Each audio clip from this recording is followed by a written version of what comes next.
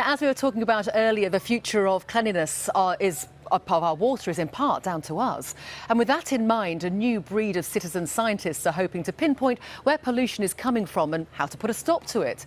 One of the places they're focusing on is the River Erm, one of the most beautiful rivers in Devon, and yet it's blighted by pollution. Jonathan Morris has been to meet some of those involved. Best place to hold, girls. Well done. You want to keep it nice and steady, so when Mama comes and pours the water in, it will not go everywhere. That's right. Okay. Well done. A little bit more. Meet Helen and her family, who are among a growing number of citizen scientists. They're volunteers and they're testing rivers and streams for pollution, like here, near the River Erm. Why is it so important that we do this? So the water does not get polluted. That's right. So that we can swim in the beaches. So I haven't been doing this very long at all, and it's the girls' first time doing it. But there's quite a small, passionate group who have been measuring the local streams and rivers. A number of villagers got together from November onwards, and we've now got up to 120 volunteers working as part of this group, which is fantastic. Local landowner John Mildmay White says that people have been motivated by the effects of pollution on their health. Every October, you get an upset stomach for a week and you think, OK, and then it passes, and obviously your immunity builds up, and we sort of took that as read. And talking to other surfers is sort of a similar thing, that, the health has been affected by the quality of the water here. It is.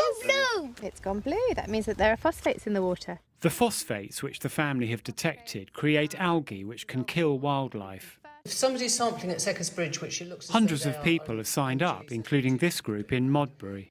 What's really positive from our perspective is people are starting to form small community groups where they're getting together to collectively take measurements, take observations. The Trust provides training, equipment and advice to the growing army of volunteers.